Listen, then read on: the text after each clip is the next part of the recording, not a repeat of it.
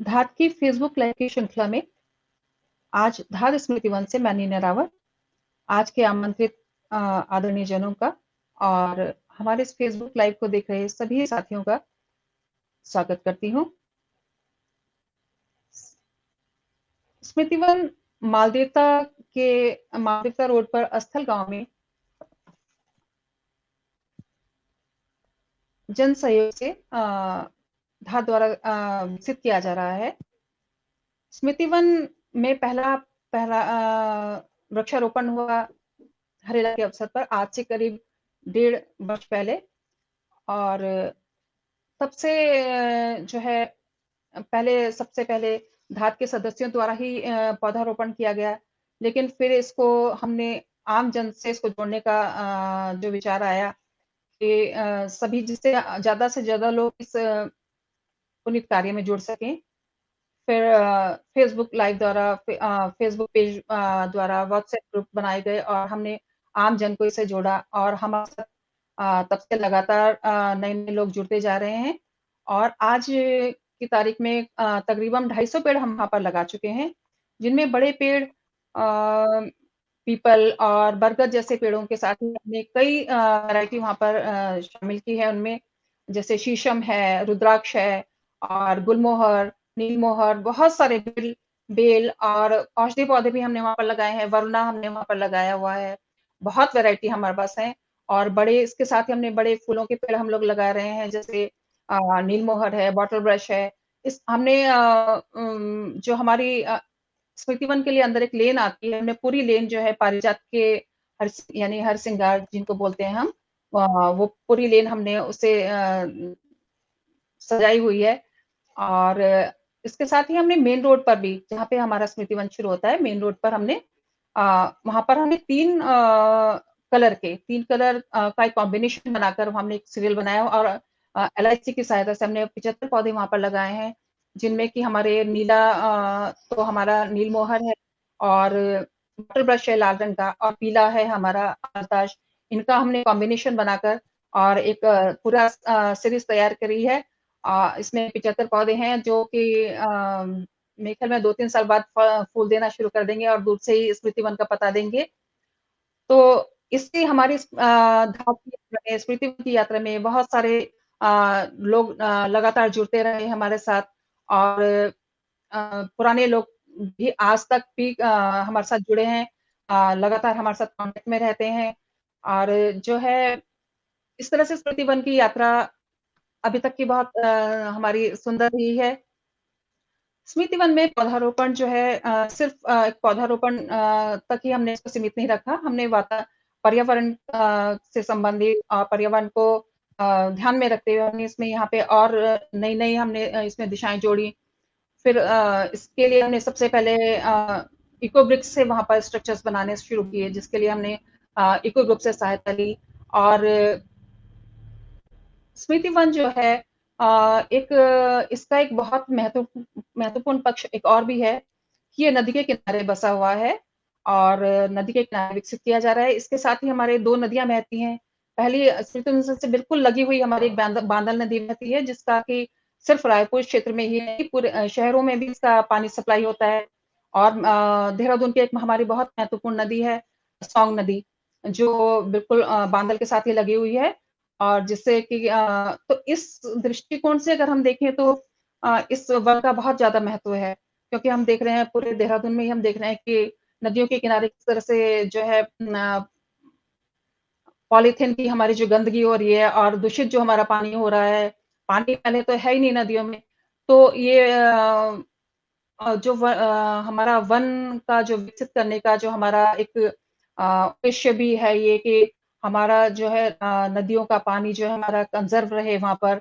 और जब वन रहेंगे तो साफ सुथरा भी रहेगा नेचुरली और इससे जो है वाटर लेवल हमारा बढ़ने मतलब वाटर लेवल बढ़ेगा हमारा। बहुत सारी चीजें नदियों के किनारे वनों के कितना महत्व है ये हम थोड़ा बहुत हम सभी जानते हैं। तो इस दृष्टिकोण से भी जो है ये वन बहुत महत्वपूर्ण है। जब हम एक सुंदर दुनिया की कल्पना करते हैं तो उसमें पहला जो योगदान होता है हमारा अपना ही होता है कि हम जो है अपनी सारी दुनिया को हम सुंदर नहीं बना सकते, लेकिन अपने हिस्से की ज़मीन को अगर हम थोड़ा-सा अपना योगदान दे सकें उसमें, उसको खूबसूरत बना सकें, तो स्मृति वन के रूप में हमने चुना है इस धरती को सुंदर बनाने के लिए। तो आप लोग भी हमारे साथ जुड़ रहे हैं और हमारी सहायता कर रहे हैं। मैं सभी साथियों का जो है धन्यवाद करती हूँ, जिन्होंने हमें विकसित करने में से सहयोग कर रहे हैं हमारा।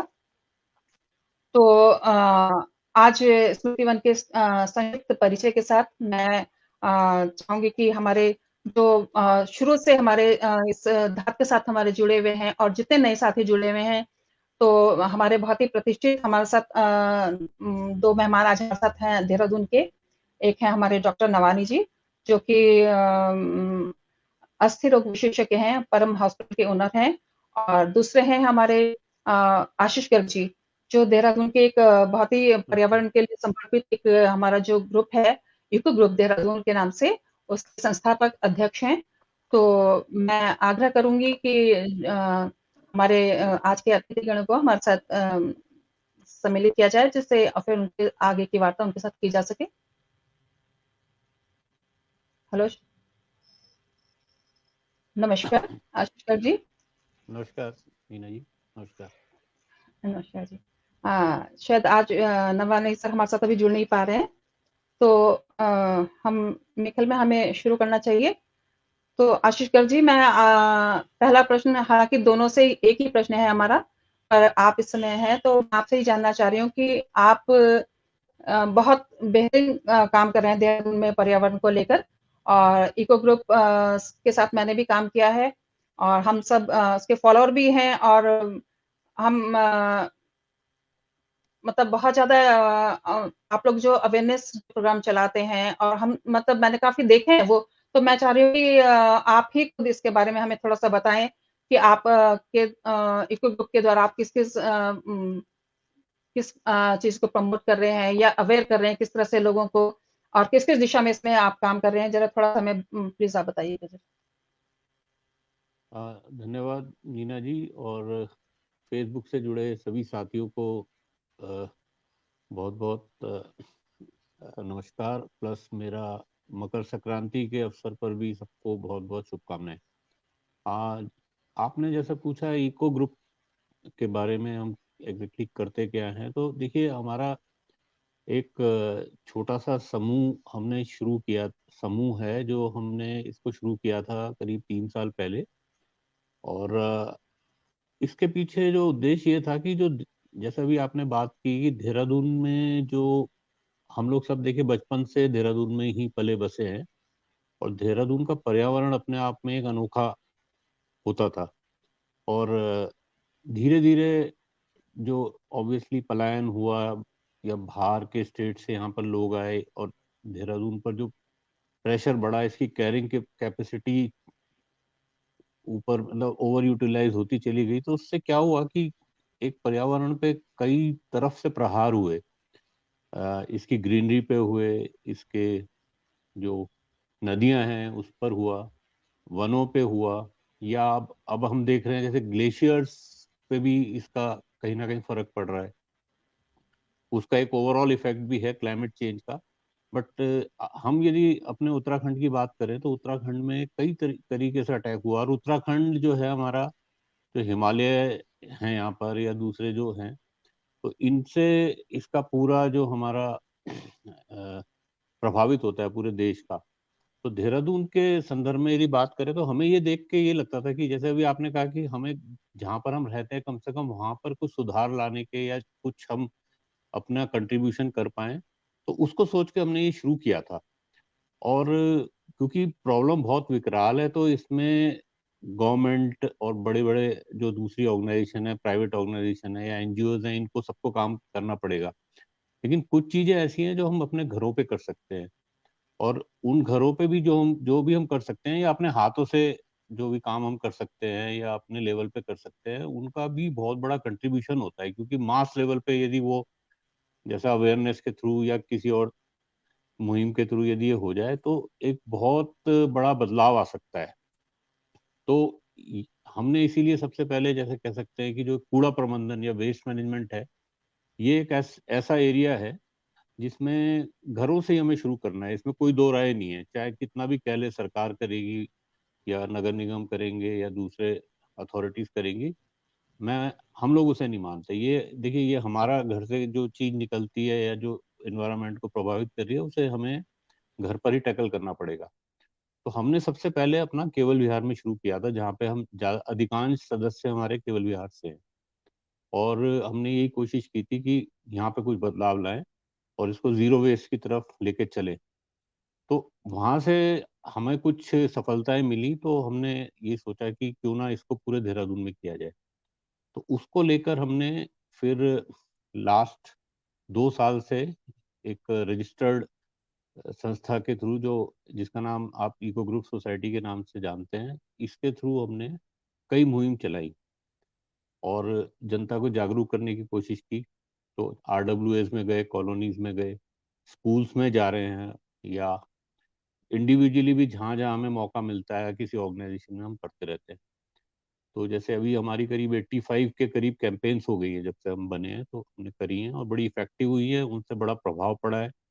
और बीच में ही हमने इको ब्रिक्स का भी कॉन्सेप्ट इसको इवॉल्व किया था, क्योंकि अल्टीमेटली जब आप कूड़े को घर पे प्रबंधन करते हैं तो आपको बड़ी बड़ी गाड़ियों की जरूरत पड़ती है।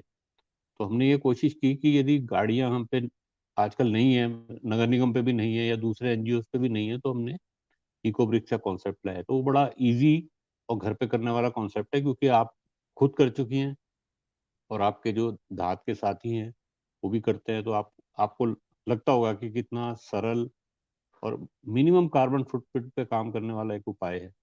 तो इस तरीके से हम ये इस पे काम कर रहे हैं। बट साथ ही साथ, जैसे देखिए, ये तो एक छोटी बात हुई जो हम देहरादून के लोकल स्तर पे, लेकिन जो एक क्लाइमेट चेंज, जलवायु परिवर्तन के नाम से जिसे जाना जा रहा है, हमारा मेन फोकस उधर ही है। और मुझे बताते हुए बड़ी खुशी हो रही है कि हमने इको ग्रुप सबसे पहला ग्रुप था देहरादून का जिसने क्लाइमेट चेंज के बारे में अवेयरनेस लाने की कोशिश की। और आज की डेट में ये हमें जान के खुशी होती है कि कई ऑर्गेनाइजेशन उसमें जुड़ी हैं और कर रही हैं, और ये सबके सहयोग से ही होगा। तो क्लाइमेट चेंज एक ऐसी विकराल समस्या है जिसको यदि अभी टैकल नहीं किया गया तो आने वाले टाइम में ये बहुत ही ज्यादा इसके दुष्प्रभाव देखने को मिलेंगे। और कुछ ट्रेलर्स इसके अभी हमने देखने शुरू कर दिए। तो इको ग्रुप अब जैसे हमारा एक फॉरेस्ट कंजर्वेशन पे थ्रस्ट है, उसके बाद हमारा वाटर कंजर्वेशन, क्योंकि आपका ग्राउंड वाटर टेबल, जैसे आपने भी जिक्र किया, अभी वो नीचे जा रहा है और जा भी रहा है और पॉल्यूटेड भी हो रहा है। तो वाटर कंजर्वेशन है, ट्री प्लांटेशन हम करते हैं, या स्मार्ट सिटी जो है उसकी एक्टिविटीज में भी हम कहीं ना कहीं कुछ अपने सहभागिता रखते हैं। तो कई सब्जेक्ट्स हैं, लेकिन अभी हमारा फोकस इन 3-4 एरियाज पे है, और आने वाले टाइम में हम इन पे फोकस करेंगे। और हमें ये विश्वास है कि यदि हम इन पे करेंगे तो इन एरियाज पे यदि काम करेंगे हमारे सब लोग मिलके, और जो इस जैसे जैसे हमारी ये मुहिम आगे बढ़ेगी, तो इससे बहुत बड़ा चेंज आएगा, ये हमारा मानना है।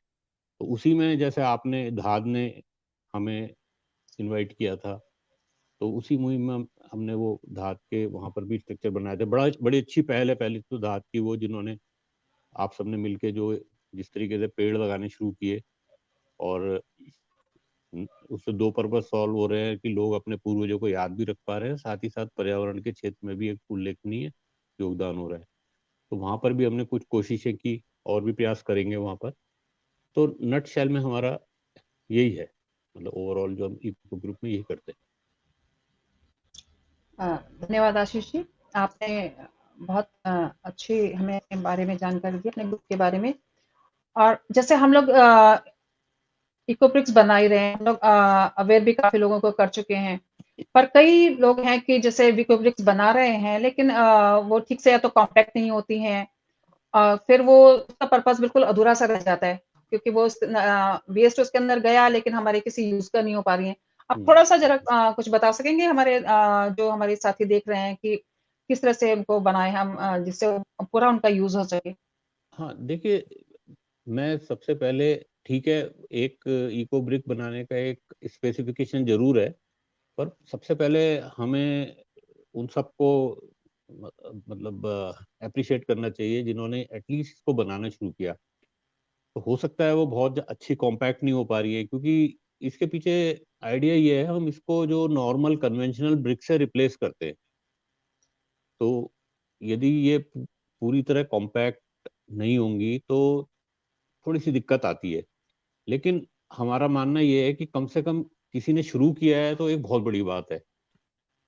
उसको वैसे बाद में कॉम्पैक्ट करना मुश्किल होता है, लेकिन फिर भी कुछ ना, एटलीस्ट ये प्रयास हुआ, तो हम तो मानते हैं कि जो शुरू करे, फिर सेकंड जब स्टेज में जब हम उनको दोबारा बताएंगे, तो और बताते भी हैं, तो वो फिर हमने देखा है अच्छी बनने लगती है।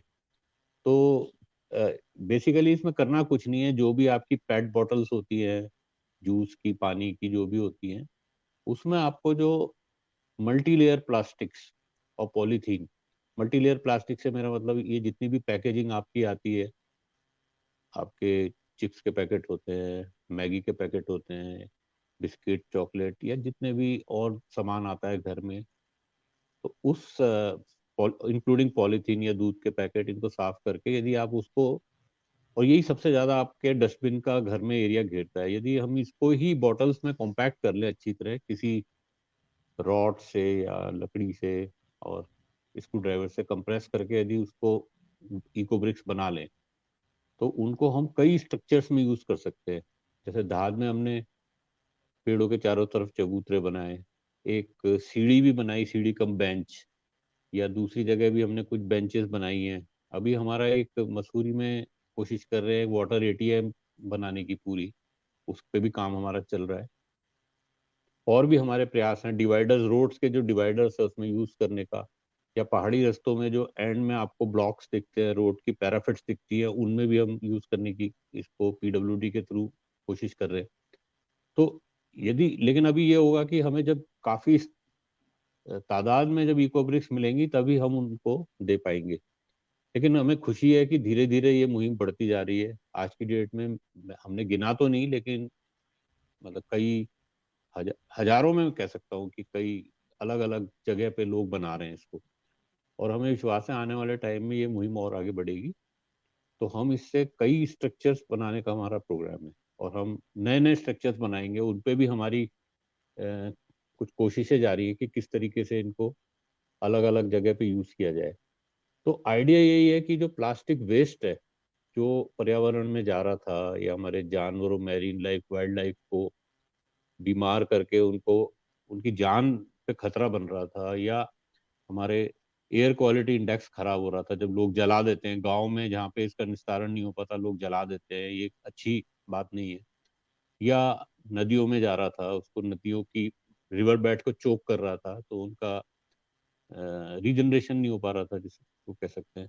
कई मतलब समस्याएं इस प्लास्टिक वेस्ट से जुड़ी थी। तो इसको हम, हमारा मानना है कि घर पे यदि हम अलग अलग करें, सेग्रीगेट करें, और उसको यूज करें, या अच्छी कहीं रिसाइकिल करें, तो यही हमारा आइडिया है। इकोब्रिक्स का बहुत हैंडी है, घर पे जगह कम घेरता है, इसको ट्रांसपोर्ट करना बहुत आसान है। और वही जो खुले में जब आप एमएलपी को ट्रांसपोर्ट करते हैं बड़ी बड़ी गाड़ियों में, उसमें आपके डीजल खर्च होता है, तो कार्बन फुटप्रिंट, फिर अगेन आपके ग्रीन हाउस गैसेज जनरेशन है, तो उसको भी ये बहुत इफेक्टिवली टैकल कर रहा है। तो इसलिए इकोब्रिक्स एक, कम से कम जो, जब तक ये प्लास्टिक वेस्ट का एक बड़ा कोई सॉल्यूशन नहीं निकलता, तब तक हम इस प्रॉब्लम को यदि डिले कर दें 30-40 साल के लिए, कुछ स्ट्रक्चर्स में ट्रैप करके रख दें, तो इससे बड़ा, हाँ, मतलब हमारा ये सोचना है कि इससे बड़ा कोई सॉल्यूशन इस समय नहीं है, और बहुत इजी है। तो हमारी इकोब्रिक्स का मतलब ओवरऑल इस तरीके से हम चाहते हैं कि लोग करें, और जितना ज्यादा करेंगे उन, और इसमें उनको भी फायदा है। देखिए, उन, कल आपके घर में कूड़ा यदि बहुत आता है, ये आपने देखा होगा, ऑनलाइन परचेज हो रही है या खरीद के ला ही रहे हैं कुछ ना कुछ, तो वो जमा होता है, फिर उसको आप डस्टबिन में डालते हैं, नगर निगम में डालते हैं, वो आपका शीशम बाड़ा में जाता है, वहां पे भी ये फिर अगेन इन्वायरमेंट को डैमेज कर रहा है। तो ये यदि इकोब्रिक्स बना ले तो एक बहुत बड़ी प्रॉब्लम सॉल्व हो रही है, उसको ट्रांसपोर्ट भी नहीं करना पड़ रहा है, तो बड़ा इजीली टैकल हो जा रहा है ये, और बड़ी मिनिमम कॉस्ट पे। तो इसीलिए हमारी अपील है सबसे, आपके दर्शकों से जो भी देख रहे हैं, कि इस मुहिम में जुड़े और इसको करें। किस लिए? केवल पर्यावरण के लिए, हमारी फ्यूचर जनरेशन के लिए। क्योंकि यस। जब हम, आपने भी देखा होगा, जब हम अवेयरनेस करने जाते हैं, तो जो बच्चे, छोटे छोटे बच्चे हैं, तो वो एकदम इसके साथ जुड़ जाते हैं और करने लगते हैं। बट अनफॉर्चुनेटली अभी ये कोविड पीरियड आ जाता है तो हमारी 3 बार सेटबैक हो गया है, पहली लहर, दूसरी, तीसरी में। हम शुरू करते हैं, फिर लॉकडाउन हो जाता है या ये सब आ जाती है, तो हम ज़्यादा भीड़ इकट्ठा नहीं कर सकते, तो हमें थोड़ा सा अपने कदम पीछे करने पड़ते हैं। तो कोशिश ये है, फरवरी में ऐसा उम्मीद की जा रही है ये वेव चली जाती है, उसके बाद हम फिर इसको और बढ़ाएंगे, या ऑनलाइन माध्यम से भी हम करेंगे इसको।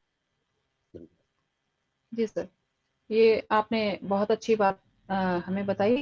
मैंने देखा भी है आप लोग खाली पहले हमने जो चबूतरे बनाने शुरू किए वहां तक सीमित नहीं रहे और नए स्ट्रक्चर्स आपने बनाए और उसमें नए नए इनोवेशन हो रहे हैं रोज। देख ही रहे हैं हम लोग। तो जैसे ये तो प्लास्टिक हमारा वेस्ट अलग हो गया हमारा। बहुत जगह हमने देखा है कि लोग जो वेट वेस्ट है, वेट वेस्ट को अगर हम ऐसे ही गाय को खिला दें या कुछ इसको डिकम्पोज करें, इसको ऐसा कुछ करें, तो वो तो एक अच्छा सॉल्यूशन है। लेकिन मैंने देखा है कई लोग उसको प्लास्टिक की थैली में बंद करके डाल देते हैं और फिर वो जो सड़ता है उसके जो उसके नुकसान है, वो जरा आप थोड़ा सा प्लीज बताएं जरा हमारे दर्शकों को। हाँ, आपने बिल्कुल सही बोला। देखिए, वेट वेस्ट, अगेन मैं जो कहना चाह रहा हूँ कि हम वेस्ट को हटाना चाह रहे हैं एक्चुअली। वेस्ट ये इसलिए था कि जैसा आपने भी बिल्कुल सही बताया, हम क्या चीजों को मिक्स कर दे रहे हैं, है ना। जब मिक्स कर दिया हमने प्लास्टिक, कागज और घर का और कूड़ा, धूल धक्कड़, ये जो घर की सब्जियां निकली, खाना भी उसमें मिला दिया और एक पॉलीथीन में बांध के लटका के, और हमने सोचा हमने अपने घर का कूड़ा निस्तारण कर दिया, हमने एक नागरिक होने की अपनी भूमिका निभा दी। लेकिन शायद जब हमारे घर से बाहर निकल के वो जा रहा है, तो बड़ी, मतलब अब उसको बताने की जरूरत नहीं है कि आपको वो सड़क पे पड़ा भी दिखता है। कभी कभी उसके अंदर कांच के टुकड़े होते हैं, आपने देखा होगा, गाय उसको डायरेक्ट निकल जाती है या जानवर उसको खा लेते हैं, और उससे मौतें हो रही हैं। जब उनकी ऑटोप्सी वगैरह होती है, उसमें पता चलता है कि प्लास्टिक भी निकल रही है, कांच कांच के टुकड़े भी निकल रहे हैं। तो हम हमारे एक थोड़े से, मैं ये नहीं कहूंगा कि कोई डेलिब्रेट तो नहीं कर रहा है, लेकिन अनजाने में हमसे कई नुकसान हो रहे हैं। हम पर्यावरण को खराब कर रहे हैं, हम जानवरों की मौत का कारण बन रहा है हमारे यहाँ से निकलना, तो हमें इसे रोकना पड़ेगा। तो जैसा आपने बिल्कुल सही बताया, यदि आपके घर में जो वेट वेस्ट होता है, सब्जियां होती हैं, वो हम जनरली, हमारी ट्रेडिशन है, हम तो गाय को खिलाते हुए आए हैं। कभी रोटी बच जाती है तो गाय को खिला देते हैं, हमारे जो स्ट्रे डॉग्स हैं उनको खिला देते हैं, मतलब ये। और लेकिन ये औचित्य समझ नहीं आता कि हम उसे पॉलीथीन में जो बचा हुआ है उसको डाल दें। तो और ये सिंपल एक कंपोस्टिंग की कई टेक्निक्स हैं, हमने ऑनलाइन डिबेट्स भी इस पे काफी ऑर्गेनाइज किए हैं, अभी और भी करेंगे। यदि किसी के घर में थोड़ी सी भी जगह है तो एक गड्ढा खोद के उसमें ही डाल दे, तो वहां पे भी बहुत अच्छी खाद बन जाती है। थोड़ी सी उसको मिक्स कर दे मिट्टी डाल के, या घरों में गमले, 4-5 बड़े गमले रख के उसमें करते रहें। आइडिया ये है कि हमको किसी भी हालत में से अपने घर से बाहर नहीं जाने देना है। अच्छा, फिर जाने भी दें तो फिर उसको किसी तरीके से, अ, अभी क्योंकि हमारे कम्युनिटी कंपोस्टिंग शुरू नहीं हुई है, जिसकी हम अभी नगर निगम से, हमारा अगले हफ्ते ही हम उनको ये सजेशन देने वाले हैं कि कम्युनिटी पोस्ट कंपोस्टिंग भी शुरू करें, वार्ड वाइज या उसके हिसाब से। तो तब वहां चला जाए तो वहां बनने लग जाएगी। लेकिन यदि हम उसको पॉलीथीन में डाल के करते हैं, तो ये तो देखिए, जानवर उसको पॉलीथीन के साथ ही निकलेगा, उसके तो अपने हाथ नहीं होते, है ना। या वो पड़ा रहेगा कहीं पर, है ना। तो या वो फिर आपका शीशम बाड़ा में उसको उठा के ले जाना पड़ेगा, तो वहां पर भी उसका कोई निस्तारण अभी नहीं हो पा रहा है। तो ये हमारी जो, हम तो ये कहते हैं अपनी बैक ट्रेडिशन पे चले जाए। प्लास्टिक एक नया मटेरियल आ गया है, तो इसका तो हम बता रहे हैं आपको कैसे करें। जैसे बताया कि इको ब्रिक्स बना लें, और बाकी को तो आप कबाड़ी को दे सकते हैं, तो कबाड़ी उसको रिसाइकिल कर देता है। लेकिन जैसे ये वेट वेस्ट है, इसको तो हम करें। अब उसके अलावा जो हमारी मेडिसिन हैं, एक्सपायर्ड मेडिसिन हैं, ये एक बहुत बड़ी समस्या है। ये अभी तक कोई यहाँ पे प्लांट भी नहीं है। तो इसका अब हमारी कुछ मंथन करेंगे इस पे कि जो एक्सपायर्ड मेडिसिन का क्या करें। लेकिन जो मेडिसिन आपकी, जो आपकी मेडिसिन, सॉरी, जो मेडिसिन आपकी एक्सपायर नहीं होती, तो अभी देखिए हमारे ग्रुप में एक हमारे सदस्य मिस्टर मेहता हैं, उनके साथ दून हॉस्पिटल में एक बक्सा रखा हुआ है। तो जो मेडिसिन आपकी एक्सपायर्ड नहीं होती, तो आप वहां जाके डाल सकते हैं। तो वो रीयूज कहीं ना कहीं यूज हो जाती है। तो ऐसे ही हमारे और भी कई वेस्ट हैं, तो उन सब वेस्ट को हमें देखना पड़ेगा कि हम, लेकिन सबसे पहले जो बात आ रही है, जब तक आप सेग्रीगेट नहीं करेंगे घर पे तो वो कुछ नहीं होने वाला है। तो वेस्ट का, तो जैसे वेस्ट है वो फिर आपका रिसोर्स बन जाता है। तो ऐसा, जैसे अब हमारे घर न्यूज़पेपर आते हैं, हम उसे वेस्ट कहते हैं क्या? नहीं, क्योंकि हम उसे कबाड़ी को दे देते हैं तो वो, उससे पैसे, थोड़े बहुत पैसे मिलते हैं, लेकिन साथ ही साथ वो रीयूज या रिसाइकिल हो रहा है कहीं ना कहीं, तो इसलिए वो वेस्ट नहीं कहलाता। ऐसी आयरन होता है या कॉपर होता है या और एल्यूमिनियम होता है, ये सब वेस्ट नहीं कहलाते इनको हम रिसोर्स कहते हैं। तो ऐसे ही हमारा जो वेट वेस्ट है घर से भी जो निकल रहा है, यदि हम उसको खाद बना लें तो हमारा रिसोर्स हो गया। वेस्ट कहाँ से हुआ? वेस्ट तो वो जब हुआ जब हमने उसे पॉलिथीन में बांध के फेंका, हमारे गलत डिस्पोजल के तरीके के कारण वो वेस्ट कहलाया जा रहा है, अदरवाइज नहीं। अदरवाइज वो रिसोर्स है। और विश्वास मानिए, जो भी आप भी करती हैं और बहुत कई लोग करते हैं, हम लोग भी करते हैं हमारे घर में खाद इतनी बढ़िया बनती है, तो पौधों में डाल लेते हैं उनको, तो रिसोर्स हो गया हमारे। Thank you. ये तो सर आपने सही कहा कि दरअसल ये सेग्रीगेट वर्ड ही मुझे लगता है गलत है, क्योंकि हम लोग कूड़े को मिक्स ही कर रहे हैं। कूड़ा तो हमारा सेग्रीगेट ही है, हम लोग ही उसे मिक्स कर रहे हैं और हम इसे जो है हर एक के लिए फिर नुकसानदायक उसको बना रहे हैं। तो सर जी। मैं चाहती हूँ थोड़ा-सा आप क्योंकि अभी ई-वेस्ट के बारे में भी हमारी थोड़ी-सी लोगों को कम जानकारी है। तो इसके बारे में थोड़ा-सा आप कुछ डालेंगे प्रकाश? हाँ, देखिए, सॉरी, ई वेस्ट भी जो है आज की डेट में, अगेन फिर वही बात हुई कि हम सारे डिफरेंट टाइप्स के गैजेट्स खरीद रहे हैं, मोबाइल, उनकी एक्सेसरीज हैं, या मतलब साउंड सिस्टम्स हैं, या और भी हमारे जो इलेक्ट्रिक सेल्स, बैटरी सेल्स हैं, और इलेक्ट्रिकल अप्लायंसेज हैं, एलईडी लाइट्स हैं। तो ये सब जब इनकी लाइफ पूरी हो जाती है तो ये, इसका अगेन हमारा वही होता है कि ये कूड़ेदान में उसको डाल दो। ये भी बहुत डेंजरस है। यदि आप ई वेस्ट को एनालाइज करें, इसमें आर्सेनिक होता है, लेड होता है, और कई क्रोमियम होता है, ये इतने, मरकरी होता है, ये इतने डेंजरस पदार्थ हैं। यदि ये हमारे जाके सॉइल में मिलेंगे या पानी में किसी तरीके से मिलेंगे या जलेंगे, तो ये 100% हमारे पे लौट के वापस आएंगे, और लौट के वापस आएंगे तो ये हमारी हेल्थ खराब होनी ही है। तो अभी जो हम पूछते रहते हैं ना कि हमारी हेल्थ ये किस लिए खराब हुई, हमने तो कुछ ऐसा नहीं खाया, हम तो ये कर रहे। देखिए, कहीं ना कहीं ये जो दूषित हो रहा है पर्यावरण, ये हमारे पास ही लौट के वापस आ रहा है। तो ये हमारी कन्वीनियंस के लिए जो चीजें बनी थी वो बहुत अच्छी चीजें हैं। देखिए, इससे कन्वीनियंस है ना, हमारा डेवलपमेंट हो रहा है, हमारा मेंटल, फिजिकल सब कुछ डेवलपमेंट हुआ है, इसमें कोई शक नहीं है। लेकिन जब हम इसका गलत निस्तारण कर रहे हैं, इसको जो सेग्रीगेट, जो वर्ड, जो बात हो रही है, हम इसको अलग करके, यदि अभी, मैं ये, हमारा ये मानना है कि इसको निस्तारण हो सकता है इसका, अनफॉर्चुनेटली, क्योंकि ये हाई टेक्नोलॉजिकल जो हमारी डिस्कवरी हुई ई वेस्ट, तो जो ई वेस्ट निकल रहा है उसको अभी हमें इसको करने के लिए भी ये टेक्नोलॉजी इसमें इन्वॉल्व है। क्योंकि इसमें यदि ये डेंजरस एलिमेंट्स हैं तो इसके साथ ही साथ इसमें यूजफुल एलिमेंट्स भी हैं। जैसे इसमें थोड़ा प्लेटिनम भी होता है, आपका सिल्वर भी होता है, एल्यूमिनियम भी होता है। तो जो इंडस्ट्रीज इसको, ई वेस्ट को एक्सेप्ट कर रही हैं और उसको प्रोसेस कर रही हैं, तो वो उनकी इसी को निकाल के, जैसे सिल्वर को और प्लेटिनम को निकाल के ही उस इंडस्ट्री को वो सस्टेनेबल बना के चला पा रहे हैं। लेकिन जब तक उनके पास वो सामान जाएगा नहीं तो हम कैसे, मतलब वो चलेंगी।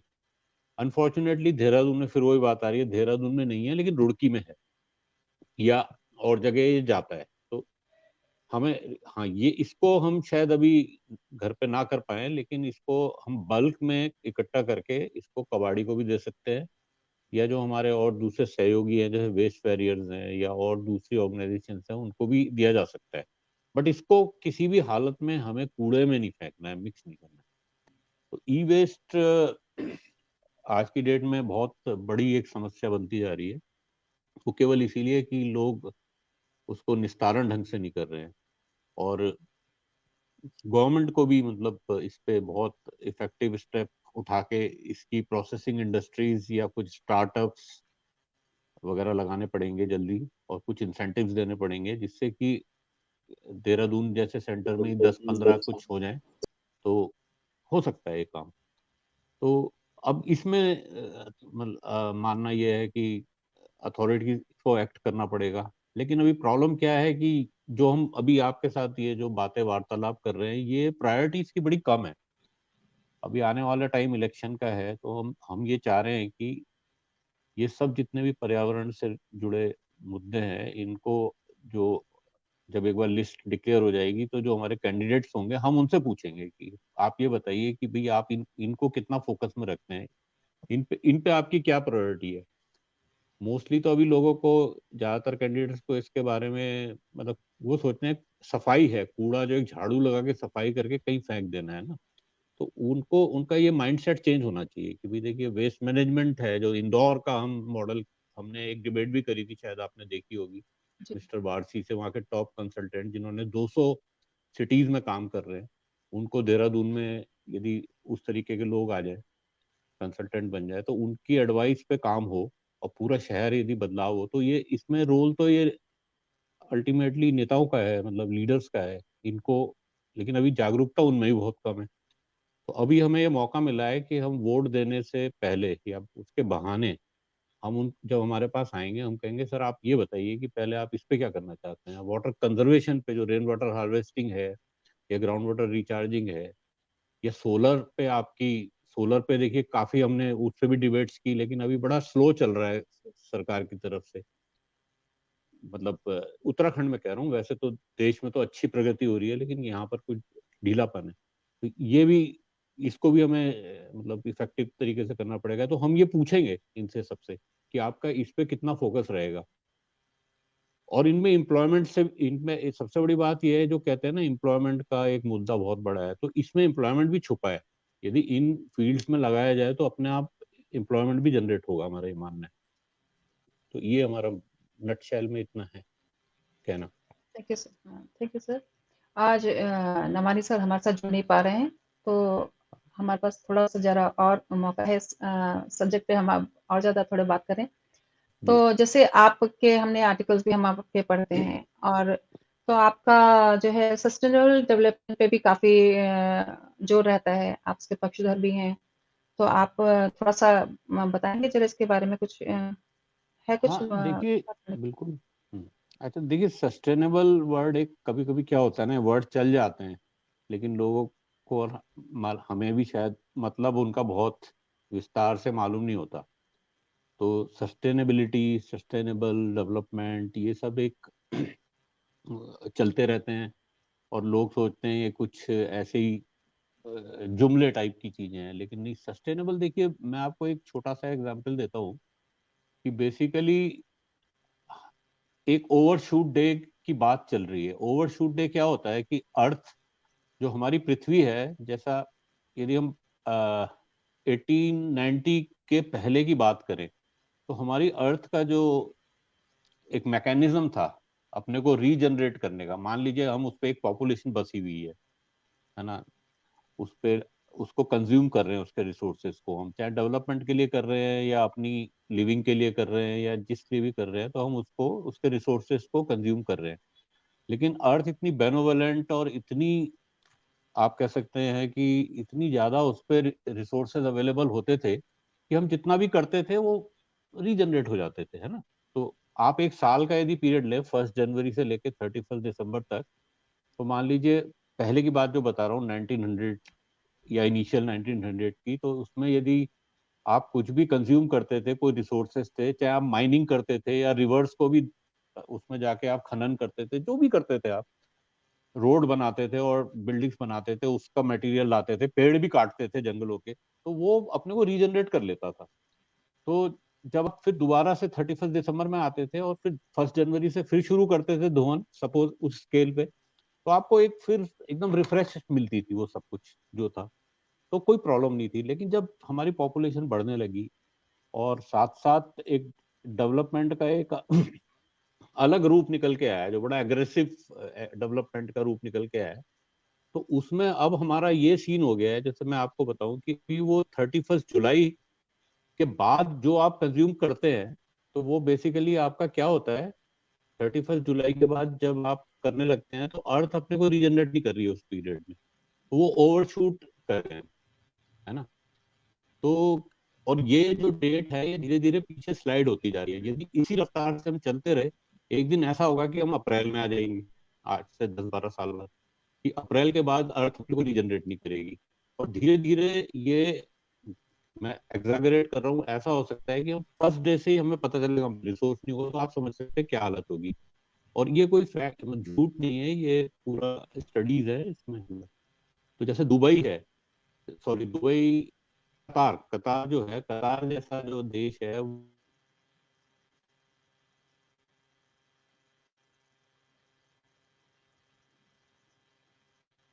शायद आशीष जी से हमारा कनेक्शन कुछ लूज हो गया है, और आज किसी तकनीकी खामी के कारण नवानी जी भी हमारे साथ जुड़ नहीं पा रहे हैं। तो इस समय हम थोड़ा स्मृति वन के बारे में बात करते हैं। स्मृति वन से जो एक मैंने एक बात सीखी है, जो हम मतलब मैंने, मेरा अनुभव जो रहा है, तो क्योंकि मुझे करने का शौक था इसलिए मैं स्मृति वन से जुड़ी। और फिर जब मैंने वहां जाके देखा कि 3-4 घंटे हमारा जो है, मेरे को वहां जाने के बाद 3-4 घंटे हमें पता ही नहीं चलता वहां कैसे हमारे निकल जाते हैं। तो मैंने छोटा सा, मेरे अपना ही वो है, ये खोज लगा लीजिए उसको। तब मेरे दिमाग में बात आई कि जो हम मेडिटेशन की जो हम हेलो, बात करते हैं, तो हेलो, मेडिटेशन जो हेलो, है, मेडिटेशन मुझे लगता है यही है, जैसे हम खाली बैठे हैं, ध्यान लगा रहे हैं। मुझे लगता है मेडिटेशन वो ना होकर वो एक ऐसी चीज को हम करें जिसमें हमारी रुचि है। अगर हम उस काम को करें, तो हम अगर हेलो, किसी काम कर रहे हैं, कोई और दूसरी हेलो, बात हमें सुनाई नहीं दे रही है, या हमारे दिमाग में कोई और बात नहीं आ रही है, तो इससे बड़ा मेडिटेशन मुझे नहीं लगता कुछ हो सकता है। तो ये मैं एक छोटी सी सलाह भी है मेरी सभी को कि अ, बिल्कुल न्यूट्रल बैठ कर के मेडिटेशन, हालांकि कई लोग मेरे से इससे सहमत ना भी हों, और तो मेडिटेशन अपना वहां कीजिए जहां आपका इंटरेस्ट हो, और आपने जो है इंटरेस्ट के काम को करेंगे, तो वही सबसे बड़ा मेडिटेशन है। तो उसमें कोई भी फील्ड हेलो, आपका हो सकता है। ज़रूरी नहीं कि आप जो है अ, मतलब अ, प्लांटेशन से, या आप ड्राइंग है या कुछ भी कर रहे हैं, तो नीचे बैठ के मेडिटेशन करना और किसी काम उसको सार्थक उसमें लगाना, वो मेरे ख़्याल में ज़्यादा सार्थक है। और आशीष जी शायद हमारे साथ वापस जुड़ गए हैं। आशीष जी, क्या आप मुझे सुन पा रहे हैं? Hello, hello? हेलो। हाँ जी, हाँ, हमें मेरी आपकी आवाज आ सुनाई रही है? जी, कुछ कनेक्शन हाँ ड्रॉप जी, हो हाँ गया जी। था सडनली। जी। हाँ जी, हाँ जी। आप कंटिन्यू रख सकते हैं। हाँ, मैं यही कह रहा था कि जो जी। ओवरशूट है, जो कतार जैसा देश है, वो 7 टाइम्स अर्थ को ईट अप कर रहा है। और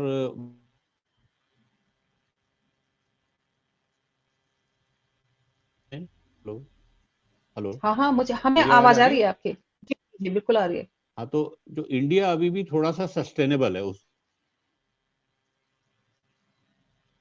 आपकी आवाज़ बीच-बीच में ब्रेक हो रही है।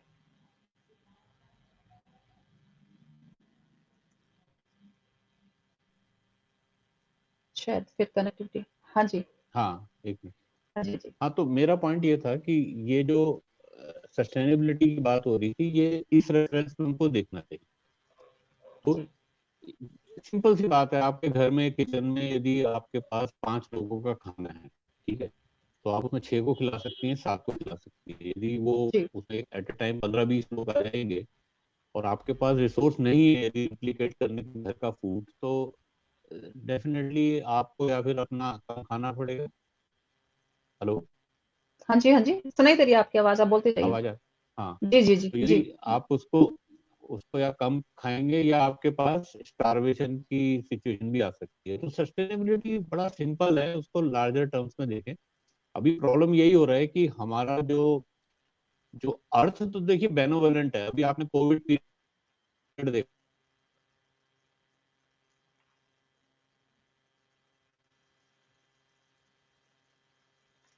शायद फिर कनेक्शन की कुछ प्रॉब्लम आ गई है और धीरे-धीरे हम अपने समय समाप्ति की ओर भी बढ़ रहे हैं। तो पता नहीं शायद आशीष जी से कनेक्शन हमारा हो पाएगा कि नहीं।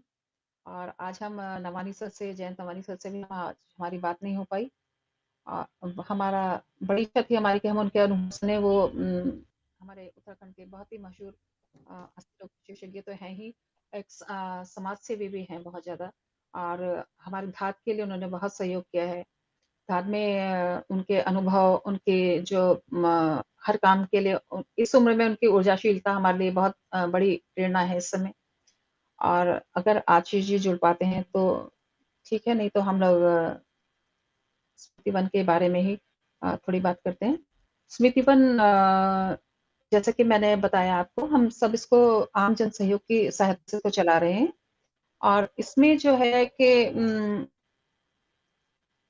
जो भी हम लोग इसमें देखभाल करते हैं पेड़ों की, एक तो हमें परमानेंट हमने वहाँ पर एक लड़का रखा हुआ है, क्योंकि हर एक कोई रोज़ वहाँ जा नहीं सकता है और पेड़ों को तो ज़रूर ज़रूरत होती है। उनको पानी भी चाहिए, सब कुछ चाहिए। तो इस लिहाज से जो है हमें थोड़ा आर्थिक मदद की ज़रूरत होती है। और जो प्लांटेशन हम वहाँ करते हैं, उसमें हम प्लांट लाते हैं और हमारे पास ट्री गार्ड हम लाते हैं, तो हमारा थोड़ा जो उसका जो हम लोग अपना वो निकालने के लिए इसको हमारा 1100 रुपए की उसके लिए राशि रखी गई है। तो आप जो भी चाहें यहाँ के प्लांटेशन कर सकते हैं और इस धरती को सुंदर बनाने में, अपने प्रियजनों की स्मृति को सहेजे रखने में और अपना सहयोग दे सकते हैं। सभी का स्वागत है स्मृति वन में। और मुझे लगता है कि शायद आशीष जी से कनेक्टिविटी हो ही नहीं पा रही है हमारी। हाँ, आ रही है हाँ आवाज जी, मेरी? हाँ जी, हाँ जी, आ गई है। तो माफ सर आप कीजिए, कुछ कनेक्शन बार बार ड्रॉप। तो मेरे ख्याल में अब हमारा शो भी थोड़ा समाप्ति की तरफ है। तो आपको आवाज़ आ रही है मेरी? वही बार-बार पड़ेगा, बच्चों कनेक्शन को की प्रॉब्लम समझाना आ रही है। पड़ेगा। देखिए, सबसे बड़ी बात यह है कि अब बच्चे भी इसके बारे में जानने लगे हैं, तो हम भी जब जाते हैं तो सस्टेनेबिलिटी पे ही बात करते हैं। क्लाइमेट चेंज बहुत बड़ी समस्या है। क्लाइमेट चेंज पे आज की डेट में हमने कोशिश ये की है कि बच्चों को अभी से जागरूक कर दें।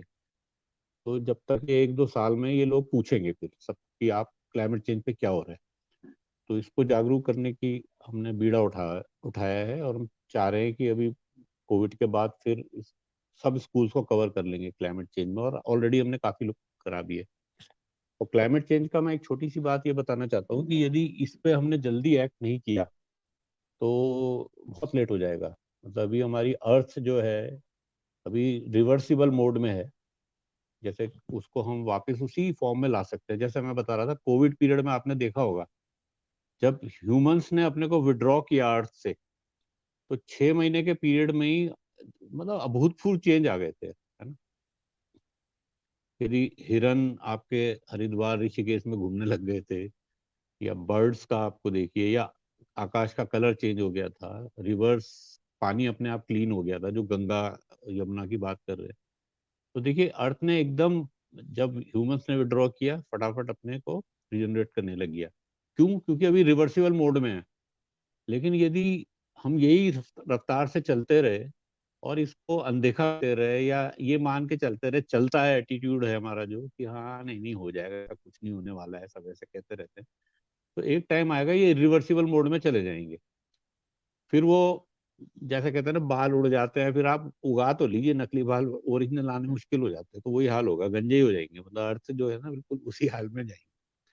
तो कहने का मतलब ये है मेरा, ये तो मैं लाइटर साइड में बता रहा था, लेकिन ये हम रिवर्सिबल मोड में हैं। तो अभी हमारी सबकी रिस्पॉन्सिबिलिटी है उसको हम प्रयास करके वापस ले आए। और आ सकता है, अभी भी चांस है। और इसको प्रिवेंटिव मेंटेनेंस कहते हैं इंजीनियरिंग में। जैसे आपकी कार है, तो यदि आप उस पर थोड़ा थोड़ा खर्चा करते रहे ना, तो वो चलती भी रहेगी, और मतलब बहुत बड़ा उसमें मेजर ब्रेकडाउन नहीं आएगा। लेकिन आप सोचते रहे नहीं नहीं ये कार है, ये तो चलती रहती है, उसकी मेंटेनेंस, प्रिवेंटिव मेंटेनेंस नहीं करेंगे, तो एक दिन आपको बहुत बड़ा खर्चा होगा। और यही अब क्लाइमेट चेंज के साथ हो रहा है। क्योंकि अब आप देखिए, जब केरला में एक बहुत बड़ी मतलब बाढ़ आती है, या चेन्नई में आती है, या और कई जगह जो हमारे यूएस की बात करें, फॉरेस्ट फायर्स होती हैं या वहाँ टॉर्नेडोज और ह्यूरिकेन्स आते हैं, तो उस पे जो दोबारा से इंफ्रास्ट्रक्चर को बनाने पे जो खर्चा लग रहा है ना, वो ट्रिमेंडस है। तो अभी यदि हम थोड़ा थोड़ा खर्चा करके, अपने को रेस्ट्रिक्ट करके, अपनी ज़रूरतें कम करके हम कोशिश ये करें जो हमारा कार्बन फुटप्रिंट कम करते चलें, साथ ही साथ ग्रीन हाउस गैसेस कम करते चलें, जिस पर प्रयास हो रहे हैं, मतलब सब देश मिलकर कर भी रहे हैं, लेकिन कई जगह बहुत ज़्यादा पॉलिटिक्स है, राजनीति है, फाइनेंसेस नहीं है, या टेक्निकल नो हाउ नहीं शेयर हो रही है। तो यदि वो हम धीरे धीरे यदि उसको करने लगे तो आ सकते हैं। नहीं तो यदि ये रिवर्सिबल, जैसे मैंने बताया, रिवर्सिबल मोड में चले गए तो फिर बड़ी दिक्कतें होंगी, और हमें तो कम, हमारी जो आने वाली जनरेशन है, तो हम अभी जो छोटे लेवल पे एम्प्लॉयमेंट की बात करते हैं, या दूसरे हमारे जो इलेक्शन में मुद्दे आप देखते रहते हैं, वो मुद्दे ज्यादा मैटर नहीं करेंगे, यही चीजें मैटर करेंगी, क्योंकि कई तरफ से अटैक, मतलब हमारी अस्तित्व पे होगा, एग्जिस्टेंस पे। तो इसीलिए हमारा तो ये कहना है कि लोग स्टडी करें, इसको पढ़ें और इस पे ज्यादा ध्यान दें।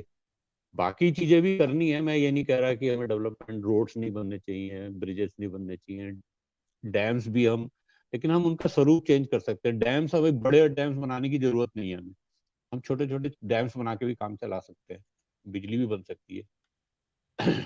अब हमें जो बिजली बनानी है वो रिन्यूएबल सोर्स से बनानी है, मतलब ये हमें, चाहे हाइड्रो ठीक है, लेकिन अब हाइड्रो भी उसमें जिस तरीके के हमने ये रैनी कांड देखा जो हुआ हमारा, या और दूसरे हो रहे हैं, तो अब हमें हाइड्रो को भी थोड़ा माइक्रो करना पड़ेगा। बाकी हमें जो दूसरे, न्यूक्लियर एक बहुत अच्छी ऑप्शन है, क्लीन है, लेकिन अनफॉर्चुनेटली उसमें कुछ रिस्क होता है, यदि लीकेज हो जाए या नहीं, तो उसमें और यदि हम पुख्ता कर ले तो न्यूक्लियर, सोलर, विंड और इस तरीके की जो हमारी एनर्जीज हैं, इन पे काम करना पड़ेगा, जो बड़ी क्लीन है। तो उससे हमारा कार्बन फुटप्रिंट कम होगा, कार्बन डाइऑक्साइड का लेवल कम होगा, तो may be earth will regenerate itself to the original district. तो नटशेल में ये है, तो हम, हमारा जो मेन फोकस ये है, लेकिन जैसे छोटी छोटी चीजें घर पे, वेस्ट मैनेजमेंट है, ट्री प्लांटेशन है, प्लांटेशन के साथ साथ आप जो पेड़ ये कट रहे हैं, अब हमने ये देखा है कि जो, हम रोड के खिलाफ नहीं है, हम चाहते हैं रोड बने, लेकिन क्या होता है कि रोड है, इस पे 2,500 पेड़ है, आप काट दो सबको। यदि, मेरा ये मानना है, ध्यान से बैठ के यदि हम एक एक पेड़ की स्टडी करें, वो बच सकता है। फुटपाथ पे आ जाएगा तो क्या दिक्कत है, कार के सामने तो नहीं आएगा ना, तो फुटपाथ पे रहने दीजिए उसको। लेकिन ये यहाँ पर क्या होता है कि ये भेड़ चाल है कि बस पहले ना सब काट दो, हम फिर रास्ता बना देंगे। और अपना तो देखना ये है कि बचपन से हम देखते आ रहे, रोड चौड़े होते जा रहे हैं, हमने नहरों को बंद करके पाइप के अंदर चला दिया, लेकिन ट्रैफिक तो उतना ही है। इसी रोड में जब हम तक व्हीकल उससे दुगनी बढ़ रही है, तो प्रॉब्लम तो हमारी कहीं और है ना। रोड को हम, मतलब पेड़ काट काट के देहरादून को हमने हटा, ग्रीन, मतलब लेस ग्रीन कर दिया है। मैं ये नहीं कह रहा अभी सब खत्म हो गया है। तो इस पे हमें ध्यान देना पड़ेगा। तो ट्री प्लांटेशन है, और ट्री प्लांटेशन ऐसा करें उसका सर्वाइवल रेट 80%, 90% तो रहे। या उसके अलावा जो वाटर का कंजर्वेशन है वो हो। अभी आप देख लीजिए, आप एक घर पे सुबह कहीं घूमने निकले, आप देखिए लोग अपना पानी का पाइप लेके बातें करते हुए, गप्पे मारते हुए अपनी कार साफ करते रहते हैं। कार तो बहुत चमक जाती है, पर उन्होंने जो लाखों रुपए का पानी, लाखों रुपए, वैसे तो वो बिल तो शायद 400 रुपये क्वार्टर दे रहे हैं, लेकिन मेरे हिसाब से वो लाखों रुपए की कीमत है उसकी, क्योंकि पानी को जो सरकार ला के हमें देती है तो बहुत बड़ा खर्चा होता है, उसका बहुत ज्यादा कॉस्ट है। तो हम वेस्ट ना करें, कम से कम हम, है ना, घरों में, बर्तनों में हम ऐसे ही करते हैं, घरों में बचाएं, हम नलकों में व्यर्थ ना हो, क्योंकि ये सब लिंक्ड है। एक्चुअली ये जो क्लाइमेट चेंज है, ये ऐसा नहीं है कि केवल एक, हम कार्बन डाइऑक्साइड को बचाने की बात कर रहे हैं। ये जितनी प्रॉब्लम्स हम बता रहे हैं, जब पीने की है, फूड, हमारा फूड सप्लाई बहुत अफेक्ट होगी इससे। हमें जो राइट अमाउंट ऑफ फूड या राइट काइंड ऑफ फूड नहीं मिलेगा। और ये साउथ अफ्रीका में ऑलरेडी सिचुएशन क्रिएट होने लगी है, उनको खाना नहीं मिल रहा है वहाँ पर, क्लाइमेट चेंज की वजह से, क्योंकि क्रॉप्स का पैटर्न डिस्टर्ब हो रहा है। इंडिया भी एग्रीकल्चरल कंट्री है, यहाँ पर आपकी रबी खरीफ की फसलों में बहुत बड़ा बदलाव आ रहा है। एक दिन ऐसा आएगा आपको मिलेंगी नहीं, ये सब सब मतलब सब आपस में मिक्स हो जाएगा, बहुत दिक्कतें होंगी। जिस समय जिस फसल को पानी चाहिए होगा उस समय आपके पास बादल नहीं होंगे, क्योंकि सी जो है हमारे सी भी वार्म हो रहे हैं, उसमें एसिडिफिकेशन हो रहा है सीज में, ओशियंस में। तो आपके पैटर्न्स हैं, मानसून पे इंडिया डिपेंडेंट है, बड़ा ये सब कुछ चेंज होगा। तो अब आप कहेंगे कि हम कैसे करें, हम तो बहुत छोटे से एक धाद है या इको ग्रुप है, देहरादून है। ऐसी बात नहीं है, ये अवेयरनेस एक बहुत बड़ी चीज है, और ऐसा नहीं कि केवल हम लोग सोच रहे हैं, इसको पूरे वर्ल्ड में कई संस्थाएं सोच रही हैं, नेशंस भी सोच रहे हैं, बड़े जागरूक कंट्री है, उनकी लीडरशिप से वो भी सोच रहे हैं। और यही कॉन्फ्रेंस होती हैं, चाहे अभी ग्लासगो में हुई और हर साल होती है, तो बहुत बदलाव आ रहे हैं इनमें। तो नेशंस भी करेंगे, लेकिन हमको भी अपने स्तर पे तो करना पड़ेगा ना, जागरूकता लानी पड़ेगी, केवल इसलिए कि हमें इस अर्थ को बचाना है, और अपने पास्ट जो था एक बड़ा सुंदर, कहते हैं ना, बड़ा स्वस्थ ग्रीन, तो उस तरफ बढ़ने की कोशिश करें। तो अपनी हैबिट्स चेंज करनी पड़ेंगी। तो मतलब इस सब्जेक्ट पे बोलने को बहुत कुछ है, लेकिन अभी इतना ही है कि क्योंकि आप मेरे से पूछती जा रही है तो मैं बता रहा हूँ। यदि नवानी जी शायद आ नहीं पाए हैं तो विस्तार से हो गया है, लेकिन अभी इसमें कहने को बहुत कुछ है। तो क्लाइमेट चेंज पे जैसे मैंने बताया, हम लोग प्रोफेशनल्स को भी प्रेजेंटेशंस देते हैं और बच्चों को भी देते हैं। तो बच्चों को अभी क्लाइमेट चेंज के बारे में कुछ नहीं पता है, वो बच्चों तो उनको बताना बहुत जरूरी है। और हमारा ये भी मानना है कि स्कूल्स में एक सब्जेक्ट तो उसका होना ही चाहिए, और जब तक नहीं आता हम जाएंगे। तो हमने जिस जिस स्कूल में जाते हैं हम ये रिक्वेस्ट करते हैं कि एक आप हमें स्लॉट दे दीजिए, हम आके आपको क्लाइमेट चेंज के बारे में डिटेल में बच्चों को बताएंगे, जस्ट जागरूकता के लिए। तो हम इस तरीके से काम कर रहे हैं ब्रॉडली, ये है हमारा। धन्यवाद आशीष जी। आज आपने हमें बहुत महत्वपूर्ण जानकारी दी, और आपने ये सही कहा कि बच्चों में सबसे बहुत ज़्यादा ज़रूरी है ये अवेयरनेस फैलाना। और जैसे कि मेरा भी ये मानना है कि हम बच्चों के लिए अपनी सभी करते हैं, बच्चे होते हैं उनके लिए हम सोचते हैं ज़्यादा इकट्ठी कर लें, कुछ इकट्ठा कर लें उनके लिए छोड़ने के। तो मेरा मानना ये है कि हम एक अच्छा स्वच्छ वातावरण उनके लिए छोड़ें, वो उनके लिए सबसे बड़ी दौलत है। और आप इको ग्रुप की तरफ से और हम धात की तरफ से हम सभी लगे हुए हैं इस कोशिश में, इस धरा को सुंदर बनाने के लिए, अपने बच्चों के लिए अच्छी दुनिया छोड़ने के लिए सभी हम प्रयासरत हैं। और आप इको ग्रुप को मेरी हार्दिक शुभकामनाएं। आपसे बातचीत आज बहुत धन्यवाद। सफल रही, और उम्मीद है कि हम आगे भी इस विषय पे बात करेंगे। धन्यवाद। आपका भी बहुत बहुत धन्यवाद कि इको ग्रुप को बुलाया। दाद एक हमारा, जिसे कहते हैं ना, एक कंधे से कंधे मिला के चलने वाला साथी हो गया है। तो स्मृति वन से बाहर निकल के भी हम कोशिश करेंगे दाद के साथ मिलके जो भी आपकी एक्टिविटी है उसमें जुड़े। और आपने एक बड़ी अच्छी बात कही कि जो बच्चों को आने वाली धरोहर जो थी ना, पहले हम उनके लिए एफडी कर देते थे, जमीनें छोड़ देते थे। कोशिश ये करें कि हम ये कहें कि हमने आपके लिए इतना कार्बन फुटप्रिंट बचाया, बस इतना ही कह दें। तो बचाने के लिए तो बहुत प्रयास करने पड़ेंगे। तो बहुत अच्छा आपने कहा, धन्यवाद आपका बुलाने के लिए। चलिए, इसी के साथ हम आज का इस कार्यक्रम के समाप्त करते हैं। आप सभी ने जो हमारे इस कार्यक्रम में शामिल हुए, हमें सुना, सभी का बहुत आभार। नमस्कार। नमस्कार, थैंक यू।